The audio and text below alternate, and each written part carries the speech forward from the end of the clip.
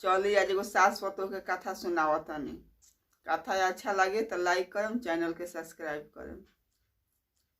एगो गांव में सास पतोह माने उनकर पूरा फैमिली रहत रहे। रोज पतोह माने खाना बनावे आ सास जा खियावे। जहिया मीट मछली आवे तब पतोह बना दे, तब जा सास खियावे। सबके उके माने बीच वाला माने खियावस आ रोज पतोहिया के पोछिया आ मोरिया देस मछरिया के।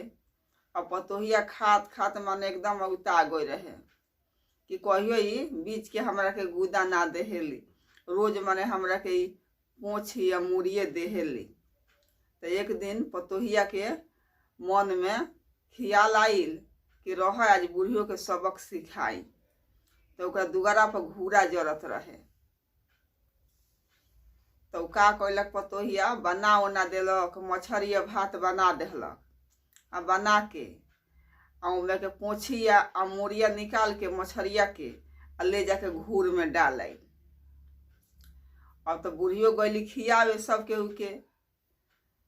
तो सबके उके तो खिया देली, सब लइका सियन सब करे खिया देली। जब पतोह के देहे के बेरा भइल तब का करी तारी कि कड़ाही में खोजा तारी, वही बेरा से पोछी या मूड़ी खोजा तारी कहाँ बावे पोछी मूड़ी।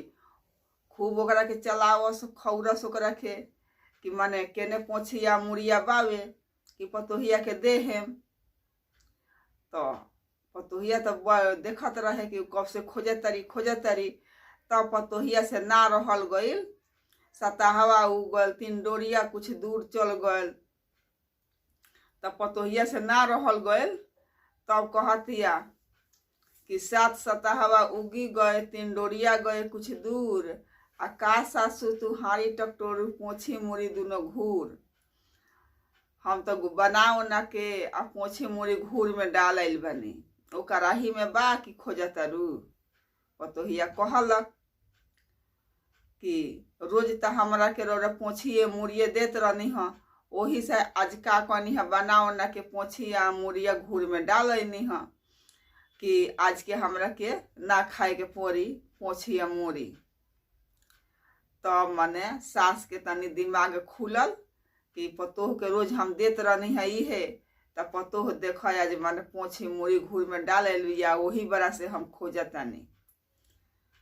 तो पतोह सास के तनी उनका दिमाग खुलल, तहिया से माने पतोह के खाना ठीक से देहे लगली।